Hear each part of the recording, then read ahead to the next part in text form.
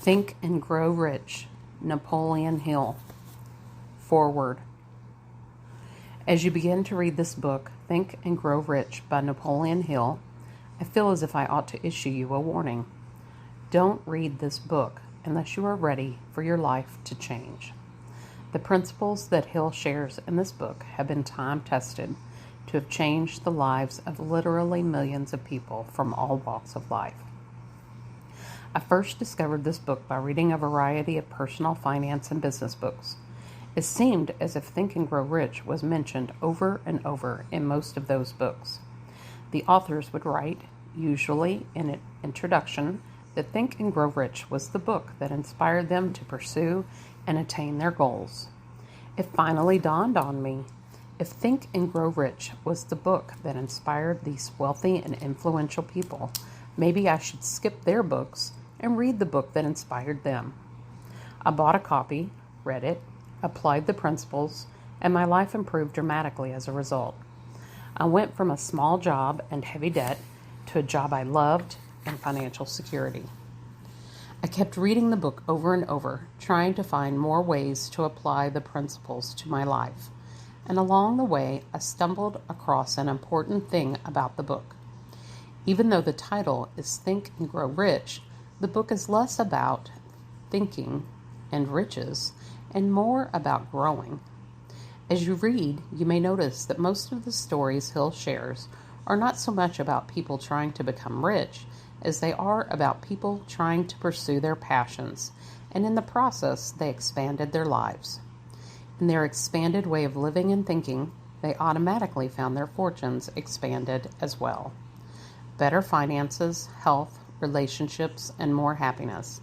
These are some of the many outcomes that people describe upon actively using the ideas on this book.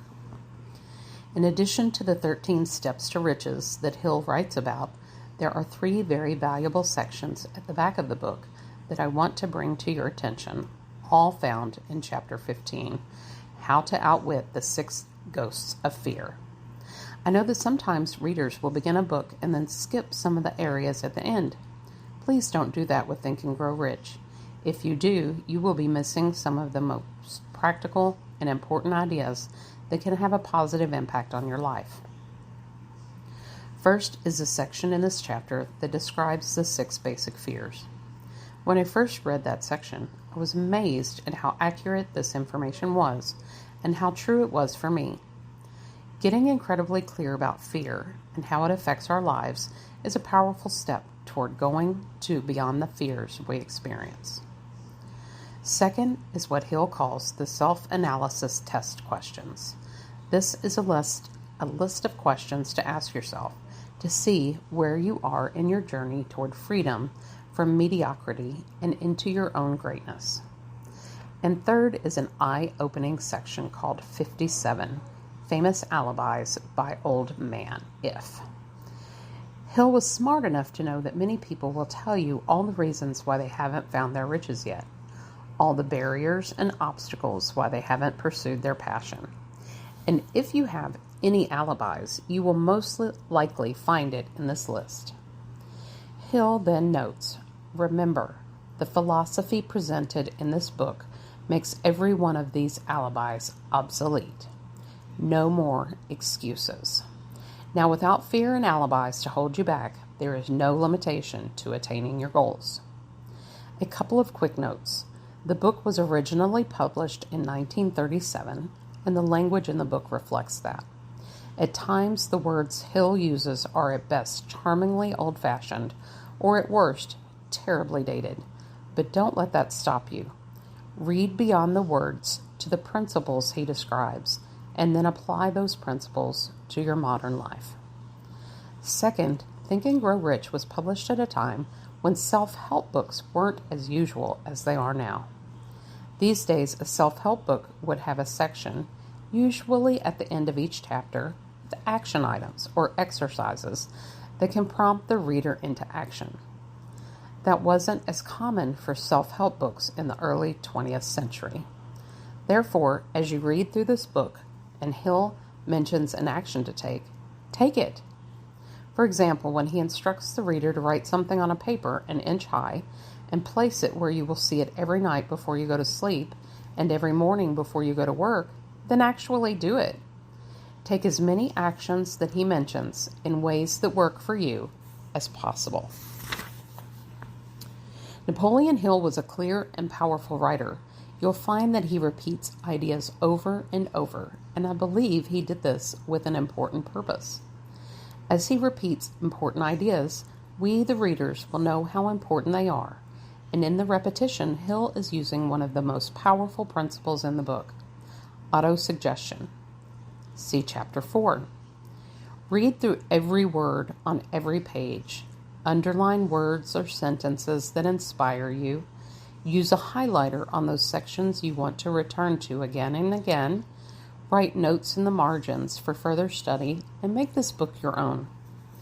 In other words, don't just read this book, study it, live it. Make this book a guide for the life you want. Doing so can help you go from just wishing for your dreams into making those dreams a reality. Let Hill's Steps to Riches inspire you to taking positive actions and living the life you desire. Finally, this edition of Think and Grow Rich also includes 2 articles that Hill wrote around 100 years ago, but read as if they were written for today's readers. Both originally appeared in Modern Methods magazine, and we have unearthed them here for you. They will serve to further inspire you and give you some ideas of how to live your best life.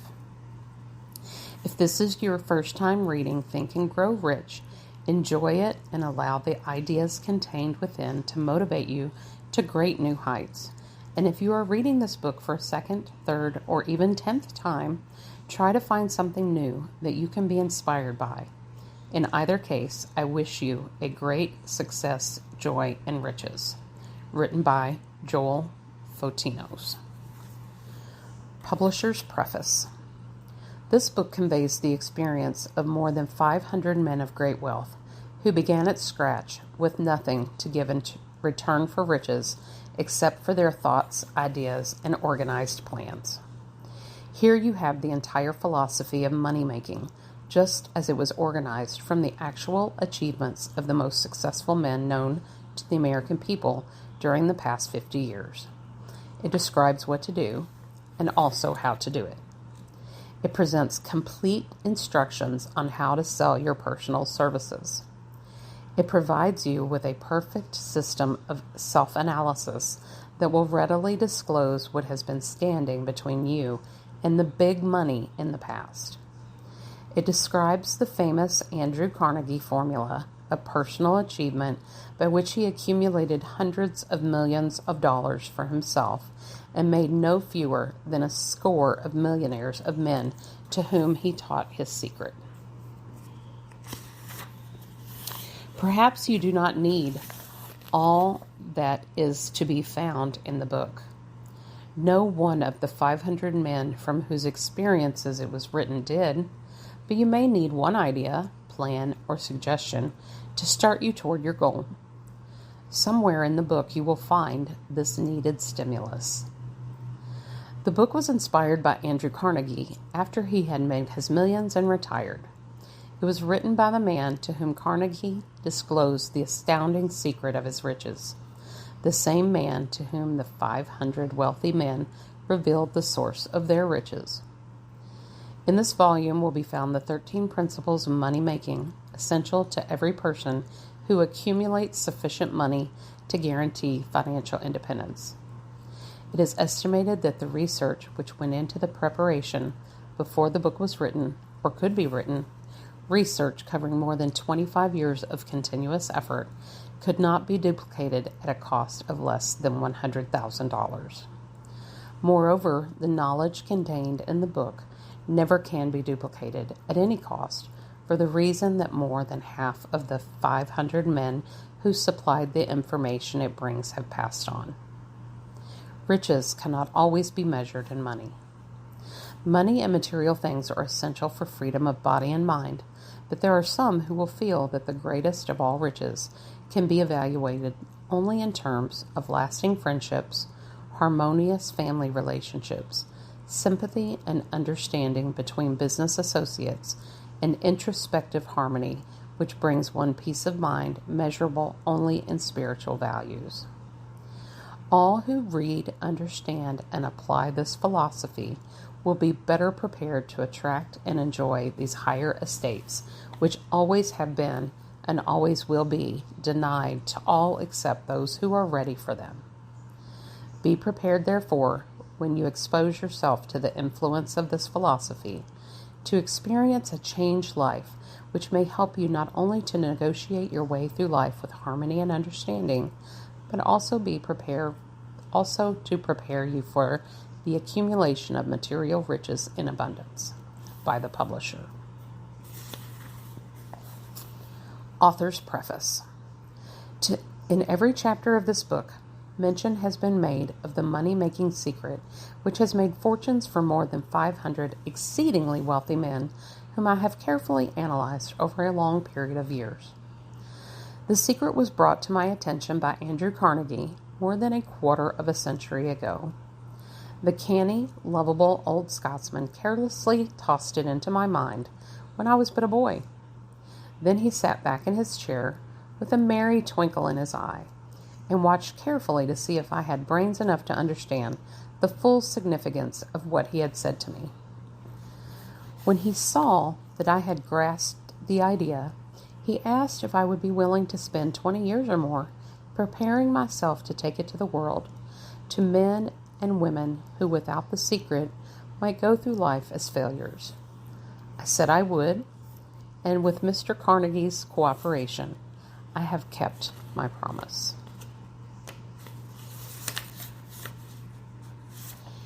This book contains the secret after having been put to a practical test by thousands of people in almost every walk of life.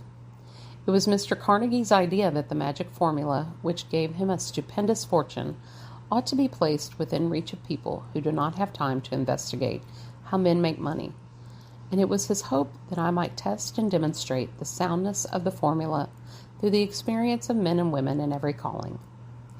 He believed the formula should be taught in all public schools and colleges, and expressed the opinion that if it were properly taught, it would so revolutionize the entire educational system that the time spent in school could be reduced to less than half. His experience with Charles M. Schwab and other young men of Mr. Schwab's type convinced Mr. Carnegie that much of that which is taught in the schools is of no value whatsoever in connection with the business of earning a living or accumulating riches. He had arrived at this decision because he had taken into his business one young man after another, many of them with but little schooling, and by coaching them in the use of this formula, developed in them rare leadership. Moreover, his coaching made fortunes for every one of them who followed his instructions. In the chapter on faith, you will read the astounding story of the organization of the giant United States Steel Corporation as it was conceived and carried out by one of the young men through whom Mr. Carnegie proved that his formula will work for all who are ready for it. The single application of the secret by that young man, Charles M. Schwab, made him a huge fortune in both money and opportunity. Roughly speaking, this particular application of the formula was worth $600 million. These facts, and they are facts well known to almost everyone who knew Mr. Carnegie, give you a fair idea of what the reading of this book may bring to you, provided you know what it is that you want. Even before it had undergone 20 years of practical testing, the secret was passed on to more than 100,000 men and women who have used it for their personal benefit, as Mr. Carnegie planned that they should. Some have made fortunes with it. Others have used it successfully in creating harmony in their homes. A clergyman has used it so effectively that it brought him an income of upward of $75,000 a year. Arthur Nash, a Cincinnati tailor, used his near-bankrupt business as a guinea pig on which to test the formula. The business came to life and made a fortune for its owners. It is still thriving, although Mr. Nash has gone. The experiment was so unique that newspapers and magazines gave it more than $1 million worth of laudatory publicity. The secret was passed on to Stuart Austin Weir of Dallas, Texas. He was ready for it, so ready that he gave up his profession and studied law. Did he succeed? That story is told too. I gave the secret to Jennings Randolph the day he graduated from college, and he has used it so successfully that he is now serving his third term as a member of Congress, with an excellent opportunity to keep on using it until it carries him to the White House.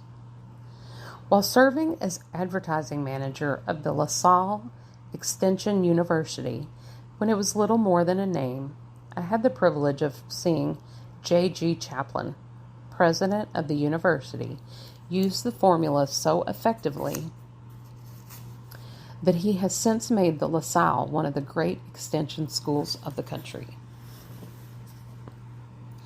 The secret to which I refer has been mentioned no fewer than 100 times throughout this book.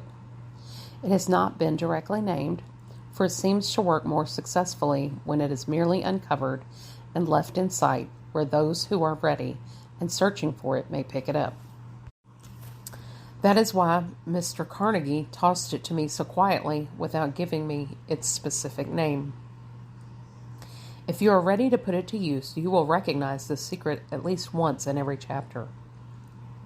I wish I might feel privileged to tell you how you will know if you are ready, but that would deprive you of much of the benefit you will receive when you make the discovery in your own way. While this book was being written, my own son, who was then finishing the last year of his college work, picked up the manuscript of Chapter 2, read it, and discovered the secret for himself. He used the information so effectively that he went directly into a responsible position at a beginning salary greater than the average man ever earns. His story has been briefly described in Chapter 2. When you read it, perhaps you will dismiss any feeling you may have had at the beginning of the book that it promised too much. And two, if you ever have been discouraged, you have had difficulties to surmount which took the very soul out of you. If you have tried and failed, if you were ever handicapped by illness or physical affliction, this story of my son's discovery and use of the Carnegie formula may prove to be the oasis in the desert of lost hope for which you have been searching. The secret was extensively used by President Woodrow Wilson during the World War. It was passed on to every soldier who fought in the war, carefully wrapped to the training received before going to the front. President Wilson told me it was a strong factor in raising the funds needed for the war. More than 20 years ago, Honorable Manuel L. Quezon, then resident commissioner of the Philippine Islands, was inspired by the secret to gain freedom for his people. He has gained freedom for the Philippines and is the first president of the Free State. A peculiar thing about this secret is that those who once acquire it and use it find themselves literally swept on to success with but little effort, and they never again submit to failure. If you doubt this, study the names of those who have used it wherever they have been mentioned. Check their records for yourself and be convinced. There is no such thing as something for nothing. The secret to which I refer cannot be had without a price, although the price is far less than its value. It cannot be had at any price by those who are not intentionally searching for it. It cannot be given away. It cannot be purchased for money, for the reason that it comes in two parts. One part is already in possession of those who are ready for it. The secret serves equally well all who are ready for it. Education has nothing to do with it. Long before I was born, the secret had found its way into the possession of Thomas A. Edison, and he used it so intelligently that he became the world's leading inventor, although he had but 3 months of schooling.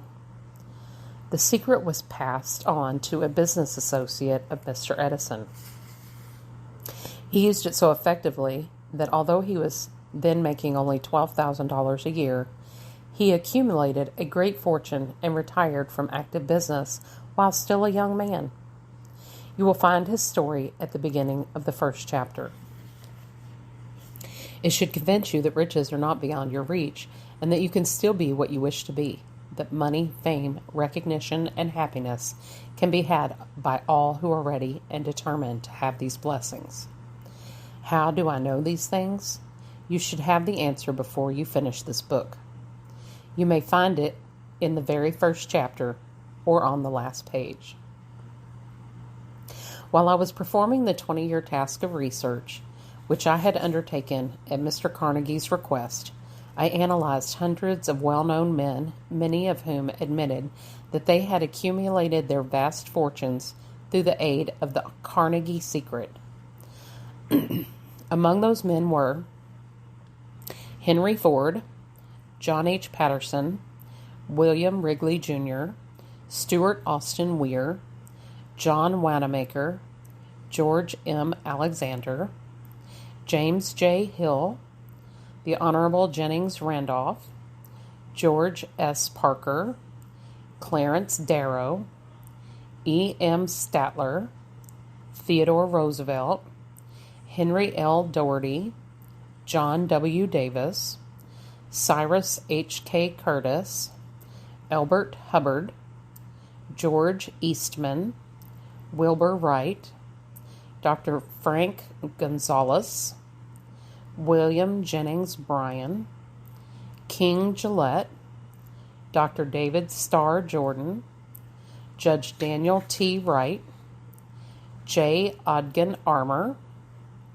Thomas A. Edison, Charles M. Schwab, F. W. Woolworth, Harris F. Williams, Edward A. Feline, Daniel Willard, Arthur Brisbane, Ralph A. Weeks, William Howard Taft, John D. Rockefeller, Edward W. Bach, Frank A. Vanderlip, Albert H. Gary, Colonel Robert A. Dollar, Edwin C. Barnes, Julius Rosenwald, Woodrow Wilson, Dr. Frank Crane, Luther Burbank, J. G. Chaplin, Frank A. Munsey, Arthur Nash, and Dr. Alexander Graham Bell.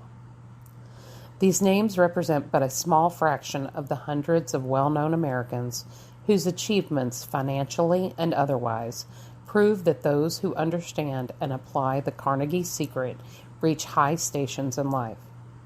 I have never known anyone who was inspired to use the secret who did not achieve noteworthy success in his chosen calling.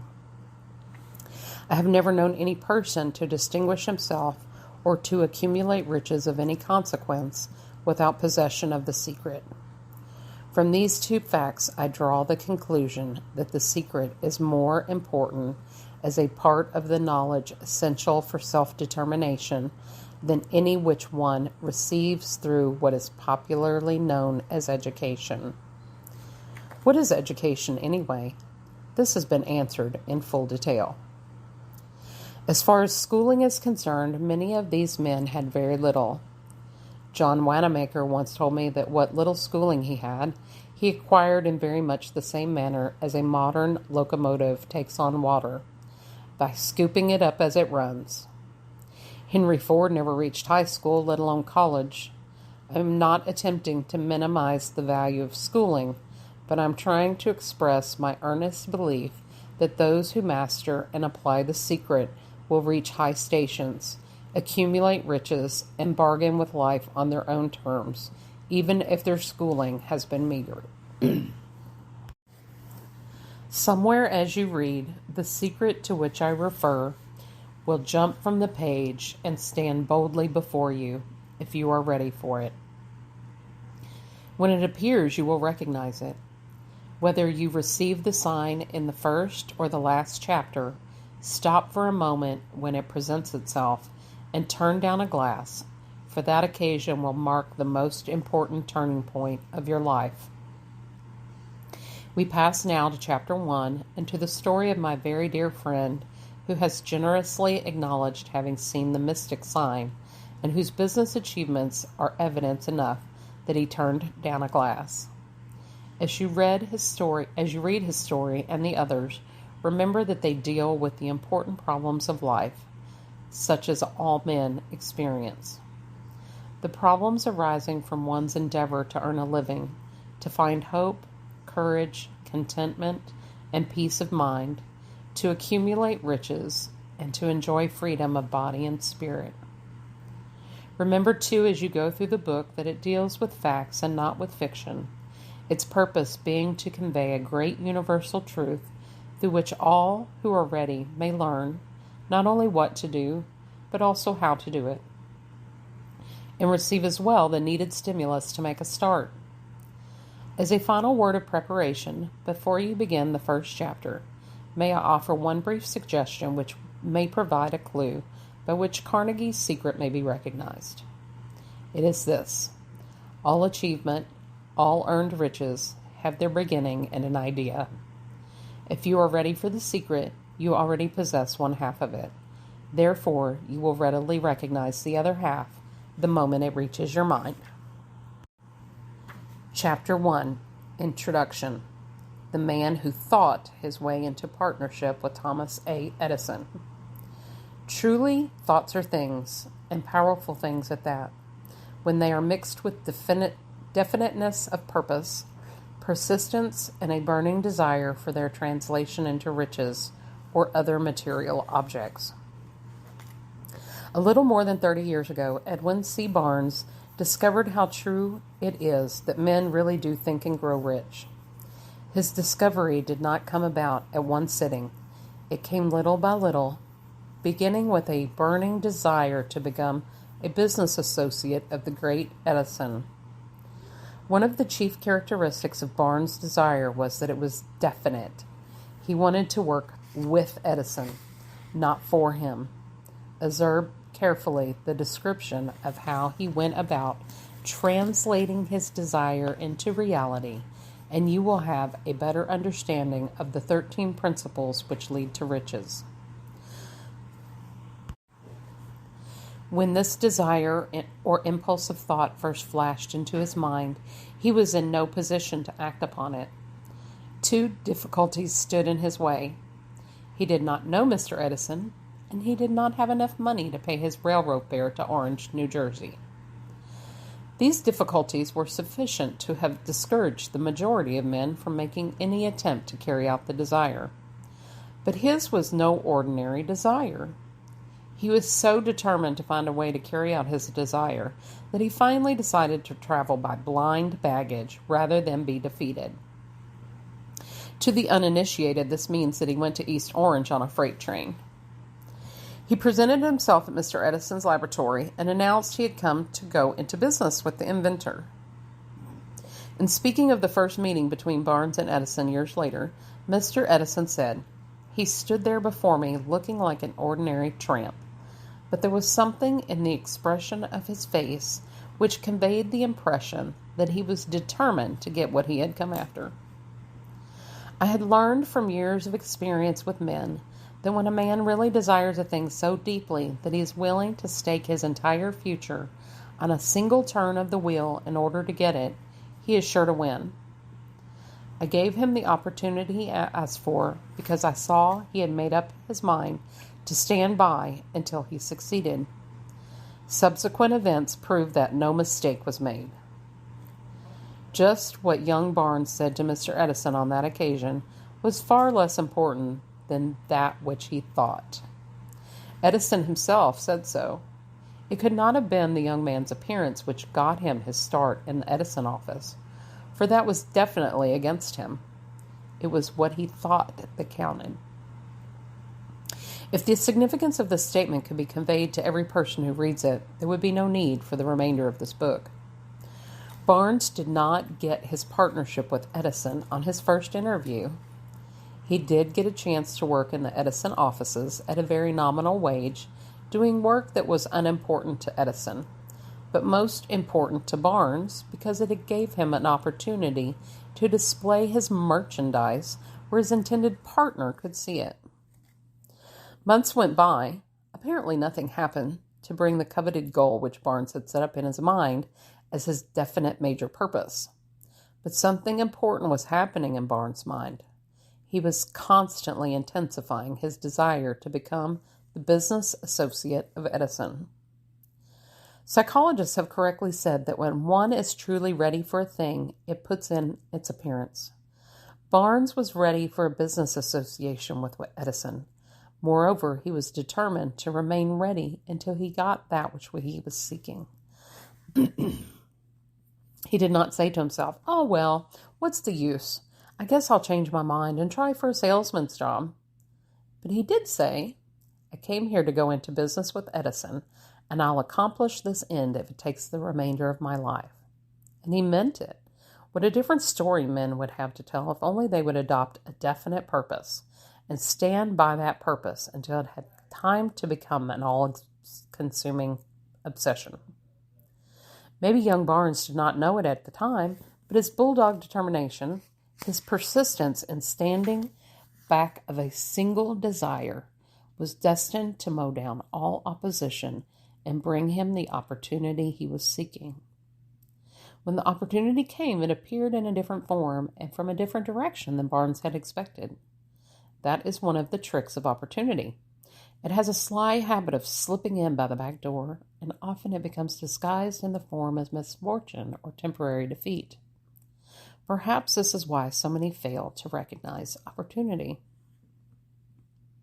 Mr. Edison had just perfected a new office device known at that time as the Edison dictating machine, now the Ediphone. His salesmen were not enthusiastic over the machine. They did not believe it could be sold without great effort. Barnes saw his opportunity. It had crawled in quietly, hidden in a queer-looking machine which interested no one but Barnes and the inventor. Barnes knew he could sell the Edison dictating machine. He suggested this to Edison and promptly got his chance. He did sell the machine. In fact, he sold it so successfully that Edison gave him a contract to distribute and market it all over the nation. Out of that business association grew the slogan, "Made by Edison and installed by Barnes." The business alliance has been in operation for more than 30 years. Out of it, Barnes has made himself rich in money, but he has done something infinitely greater. He has proved that one really may think and grow rich. How much actual cash that original desire Barnes has been worth to him, I have no way of knowing. Perhaps it has brought him $2 or $3 million, but the amount, whatever it is, becomes insignificant when compared with the greater asset he acquired in the form of definite knowledge that an intangible impulse of thought can be transmuted into the physical counterpart by the application of known principles. Barnes literally thought himself into a partnership with the great Edison. He thought himself into a fortune. He had nothing to start with except the capacity to know what he wanted and the determination to stand by that desire until he realized it. He had no money to begin with. He had but little education. He had no influence. But he did have initiative, faith, and the will to win. With these intangible forces, he made himself #1 man with the greatest inventor who ever lived. Now let us look at a different situation and study a man who had plenty of tangible evidence of riches but lost it, because he stopped 3 feet short of the goal he was seeking. 3 feet from gold.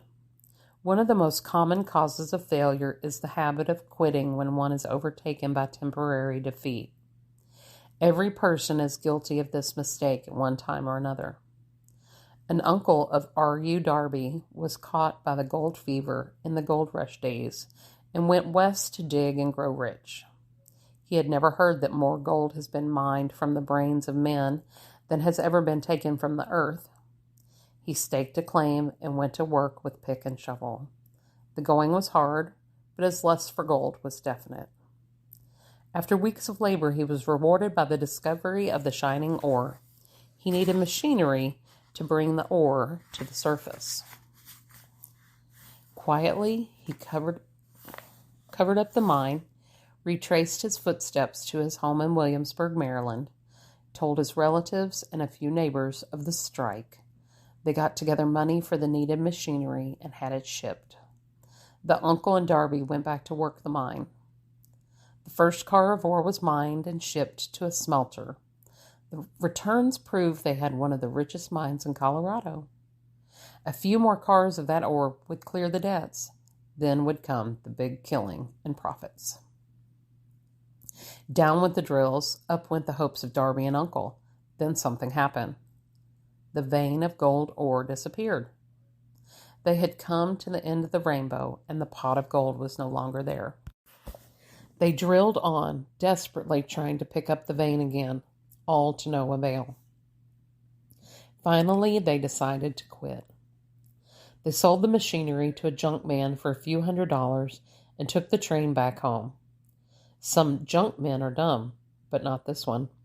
He called in a mining engineer to look at the mine and do a little calculating.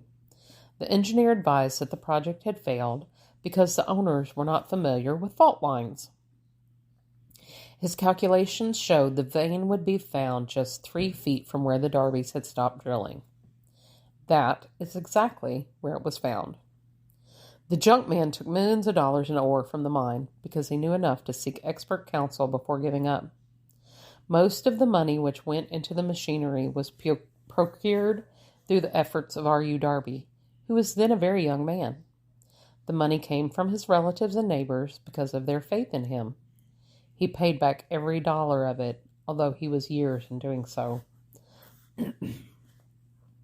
Long afterward, Mr. Darby recouped his loss many times over when he made the discovery that desire can be transmuted into gold. The discovery came after he went into the business of selling life insurance. Remembering that he had lost a huge fortune because he stopped 3 feet from gold, Darby profited by the experience in his chosen work by the simple method of saying to himself, "I stopped 3 feet from gold, but I will never stop because men say no when I ask them to buy insurance." Darby is one of a small group of fewer than 50 men who sell more than $1 million in life insurance annually. He owes his stickability to the lesson he learned from his quitability in the gold mining business. Before success comes in any man's life, he is sure to meet with much temporary defeat and perhaps some failure. When defeat overtakes a man, the easiest and most logical thing to do is to quit. That is exactly what the majority of men do. More than 500 of the most successful men this country has ever known told the author their greatest success came just one step beyond the point at which defeat had overtaken them. Failure is a trickster with a keen sense of irony and cunning. It takes great delight in tripping one when success is almost within reach. A 50-cent lesson in persistence. Shortly after Mr. Darby received his degree from the University of Hard Knocks and had decided to profit by his experience in the gold mining business, he had the good fortune to be present on an occasion that proved to him that no does not necessarily mean no. One afternoon, he was helping his uncle grind wheat in an old-fashioned mill. The uncle operated a large farm on which a number of colored sharecrop farmers lived. Quietly, the door was opened, and a small colored child, the daughter of a tenant, walked in and took her place near the door. The uncle looked up, saw the child, and barked at her roughly. "What do you want?" Meekly, the child replied, "My mama says send her 50 cents. "I'll not do it," the uncle retorted. "Now you run on home." "Yes, sir," the child replied, but she did not move. The uncle went ahead with his work, so busily engaged that he did not pay enough attention to the child to observe that she did not leave. When he looked up and saw her still standing there, he yelled at her, "I told you to go on home. Now go, or I'll take a switch to you." The little girl said, "Yes, sir," but she did not budge an inch. The uncle dropped a sack of grain he was about to pour into the mill hopper, picked up a barrel stave, and started toward the child with an expression on his face that indicated trouble. Darby held his breath. He was certain he was about to witness a murder. He knew his uncle had a fierce temper. He knew that colored children were not supposed to defy white people in that part of the country. When the uncle reached the spot where the child was standing, she quickly stepped forward one step, looked up into his eyes, and screamed at the top of her shrill voice, "My mama's gotta have that 50 cents. The uncle stopped, looked at her for a minute, then slowly laid the barrel stave on the floor, put his hand in his pocket, took out $50 and gave it to her. The child took the money and slowly backed toward the door, never taking her eyes off the man whom she had just conquered. After she had gone, the uncle sat down on a box and looked out the window into space for more than 10 minutes. He was pondering with awe over the whipping he had just taken. Mr. Darby, too, was doing some thinking. That was the first time in all his experience that he had seen a colored child deliberately master an adult white person. How did she do it? What happened to his uncle that caused him to lose his fierceness and become as docile as a lamb? What strange power did this child use that made her master over her superior? These and other similar questions flashed into Darby's mind, but he did not find the answer until years later when he told me the story. Strangely, the story of this unusual experience was told to the author in the old mill on the very spot where the uncle took his whipping. Strangely, too, I had devoted nearly a quarter of a century to the study of the power which enabled an ignorant, illiterate colored child to conquer an intelligent man. As we stood there in that musty old mill, Mr. Darby repeated the story of the unusual conquest and finished by asking, "What can you make of it? What strange power did that child use that so completely whipped my uncle?" The answer to his question will be found in the principles described in this book. The answer is full and complete. It contains details and instructions sufficient to enable anyone to understand and apply the same force which the little child accidentally stumbled upon. Keep your mind alert, and you will observe exactly what strange power came to the rescue of the child. You will catch a glimpse of this power in the next chapter. Somewhere in the book you will find an idea that will quicken your receptive powers and place at your command, for your own benefit, the same irresistible power. The awareness of this power may come to you in the first chapter, or may flash into your mind in some subsequent chapter. It may come in the form of a single idea, or may come in the nature of a plan or a purpose.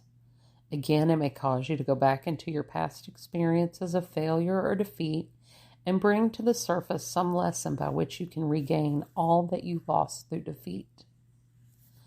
After I had described to Mr. Darby the power unwittingly used by the little colored child, he quickly retraced his 30 years of experience as a life insurance salesman and frankly acknowledged that his success in that field was due, in no small degree, to the lesson he had learned from the child.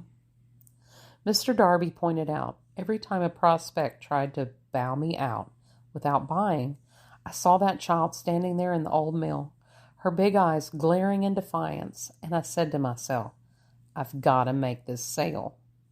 The better portion of all sales I had made were after people had said no. He recalled, too, his mistake in having stopped only 3 feet from gold. But he said that experience was a blessing in disguise. It taught me to keep on keeping on, no matter how hard the going may be, a lesson I needed to learn before I could succeed in anything. This story of Mr. Darby and his uncle, the colored child and the gold mine, doubtless will be read by hundreds of men who make their living by selling life insurance. And to all of these, the author wishes to offer the suggestion that Darby owes to these 2 experiences, his ability to sell more than $1 million of life insurance every year. Life is strange and often imponderable. Both the successes and the failures have their roots in simple experiences. Mr. Darby's experiences were commonplace and simple enough, yet they held the answer to his destiny in life. Therefore, they were as important to him as life itself. He profited by these 2 dramatic experiences because he analyzed them and found the lesson they taught. But what of the man who has neither the time nor the inclination to study failure in search of knowledge that may lead to success? Where and how is he to learn the art of converting defeat into stepping stones of opportunity? In answer to these questions, this book was written. The answer called for a description of 13 principles, but remember as you read, the answer you may be seeking to the questions which have caused you to ponder over the strangeness of life may be found in your own mind, through some idea, plan, or purpose which may spring into your mind as you read. One sound idea is all that one needs to achieve success.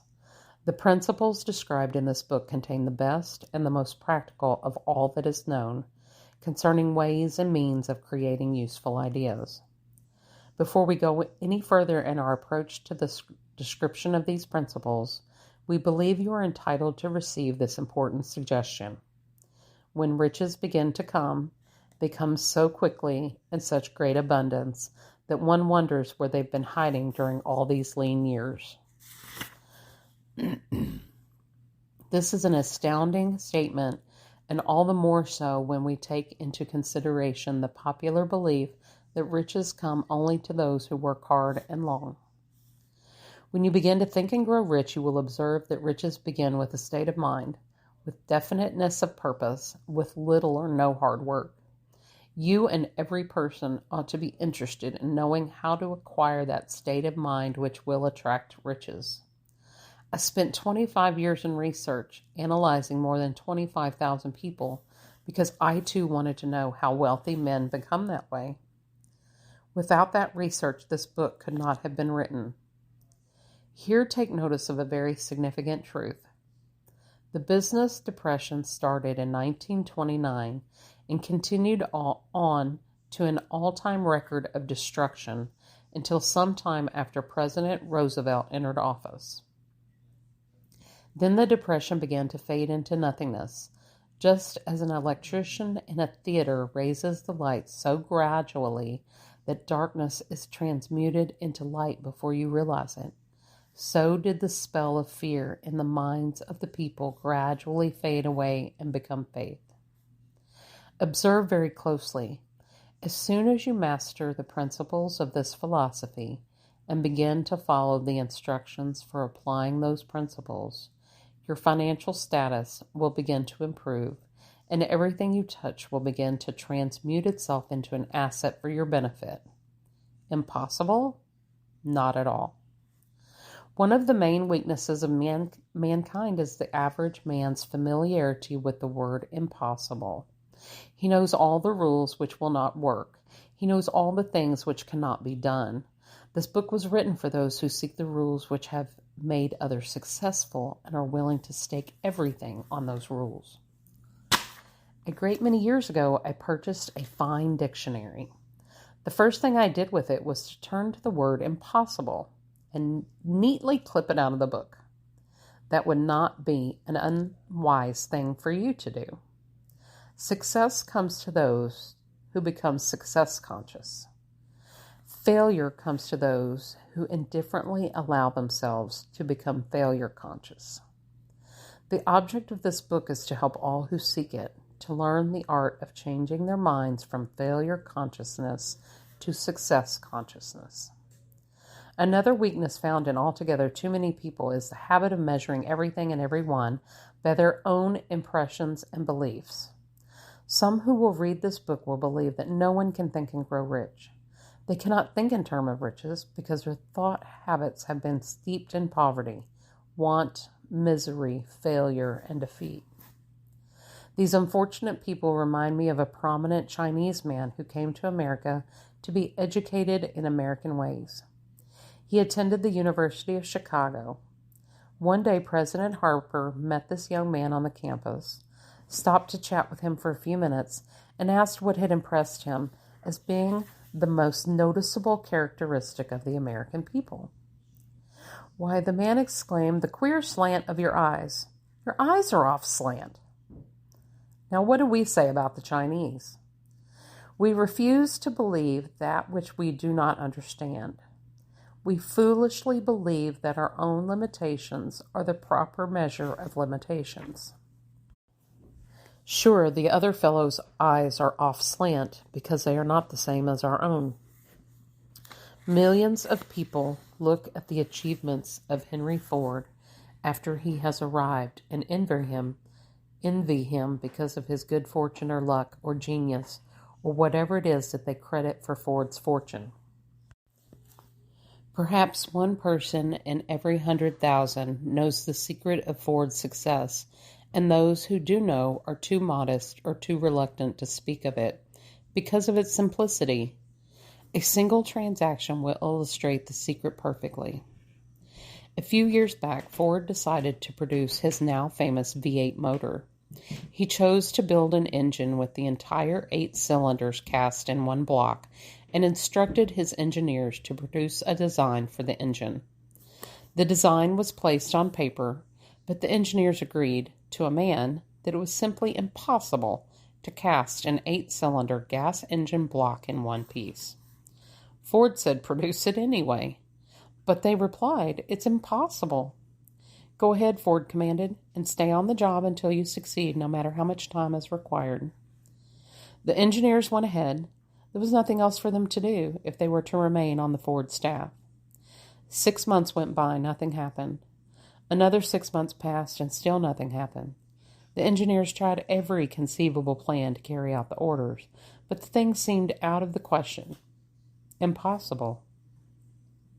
At the end of the year, Ford checked with his engineers, and again they informed him they had found no way to carry out his orders. "Go right ahead," said Ford. "I want it, and I'll have it." They went ahead, and then, as if by a stroke of magic, the secret was discovered. The Ford determination had won once more. The story may not be described with minute accuracy, but the sum and substance of it is correct.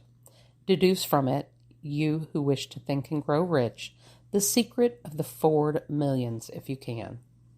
You'll not have to look very far.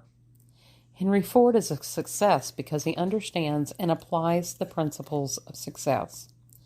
One of these is desire, knowing what one wants. Remember this Ford story as you read and pick out the lines in which the secret of his stupendous achievement have been described.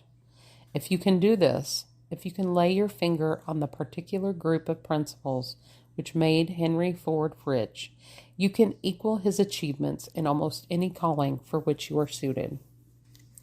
You are the master of your fate, the captain of your soul, because when Henley wrote the prophetic lines, "I am the master of my fate, I am the captain of my soul," he should have informed us that we are the masters of our fate, the captains of our souls, because we have the power to control our thoughts. He should have told us that the ether in which this little earth floats, in which we move and have our being, is a form of energy moving at an inconceivably high rate of vibration, and that the ether is filled with a form of universal power which adapts itself to the nature of the thoughts we hold in our minds and influence us in natural ways to transmute our thoughts into their physical equivalent. If the poet had told us of this great truth, we would know why it is that we are the masters of our fate, the captains of our souls. He should have told us with great emphasis that this power makes no attempt to discriminate between destructive thoughts and constructive thoughts. That's the difference between destructive thoughts and constructive thoughts. That it will urge us to translate into physical reality thoughts of poverty just as quickly as it will influence us to act upon thoughts of riches. He should have told us, too, that our brains become magnetized with the dominating thoughts which we hold in our minds, and by means with which no man is familiar. These magnets attract us to the forces, the people, the circumstances of life, which harmonize with the nature of our dominating thoughts. He should have told us that before we can accumulate riches in great abundance, we must magnetize our minds with intense desire for riches, that we must become money conscious until the desire for money drives us to create definite plans for acquiring it. But being a poet, and not a philosopher, Henley contented himself by stating a great truth in poetic form, leaving those who followed him to interpret the philosophical meaning of his lines. Little by little, the truth has unfolded itself until it now appears certain that the principles described in this book hold the secret of mastery over our economic fate. We are now ready to examine the first of these principles. Maintain a spirit of open-mindedness, and remember as you read, they are the invention of no one man. The principles were gathered from the life experiences of more than 500 men who actually accumulated riches in huge amounts. Men who began in poverty with but little education and without influence. The principles worked for these men. You can put them to work for your own enduring benefit. You will find it easy, not hard, to do. Before you read the next chapter, I want you to know that it conveys factual information what might easily change your entire financial destiny, as it has so definitely brought changes of stupendous proportions to two people described. I want you to know also that the relationship between these two men and myself is such that I could have taken no liberties with the facts, even if I had wished to do so. One of them has been my closest personal friend for almost 25 years. The other is my own son. The unusual success of these two men, success which they generously accredit to the principle described in the next chapter, more than justifies this personal reference as a means of emphasizing the far-flung power of this principle. Almost 15 years ago, I delivered the commencement address at Salem College, Salem, West Virginia. I emphasized the principle described in the next chapter with so much intensity that one of the members of the graduating class definitely appropriated it and made it a part of his own philosophy. The young man is now a member of Congress, an important factor in the present administration. Just before this book went to the publisher, he wrote me a letter in which he so clearly stated his opinion of the principle outlined in the next chapter that I have chosen to publish his letter as an introduction to that chapter. It gives you an idea of the rewards to come. My dear Napoleon, my service as a member of Congress having given me an insight into the problems of men and women, I am writing to offer a suggestion which may become helpful to thousands of worthy people. With apologies, I must state that the suggestion, if acted upon, will mean several years of labor and responsibility for you. But I am enheartened to make this suggestion because I know your great love for rendering useful service.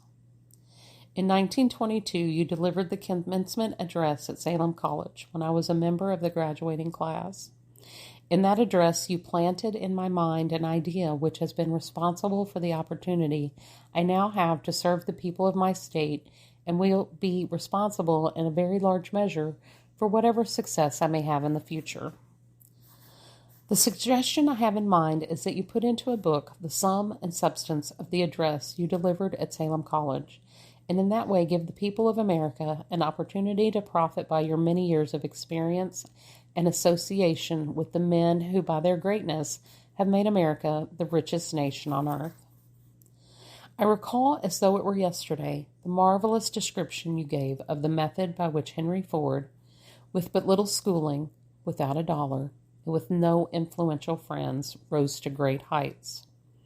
I made up my mind then, even before you had finished your speech, that I would make a place for myself, no matter how many difficulties I had to surmount. Thousands of young people will finish their schooling this year and within the next few years. Every one of them will be seeking just such a message of practical encouragement as the one I received from you. They will want to know where to turn, what to do, to get started in life. You can tell them because you have helped to solve the problems of so many, many people. If there is any possible way that you can afford to render so great a service, may I offer the suggestion that you include with every book one of your personal analysis charts, in order that the purchaser of the book may have the benefit of a complete self-inventory, indicating, as you indicated to me years ago, exactly what is standing in the way of success. Such a service as this, providing the readers of your book with a complete, unbiased picture of their faults and their virtues, would mean to them the difference between success and failure. The service would be priceless. Millions of people are now facing the problem of staging a comeback because of the Depression. And I speak from personal experience when I say I know these earnest people would welcome the opportunity to tell you their problems and to receive your suggestions for the solution. You know the problems of those who face the necessity of beginning all over again. There are thousands of people in America today who would like to know how they can convert ideas into money. People who must start at scratch without finances and recoup their losses. If anyone can help them, you can. If you publish the book, I would like to own the first copy that comes from the press, personally autographed by you. With best wishes, believe me, cordially yours, Jennings Randolph. Chapter 2, Desire.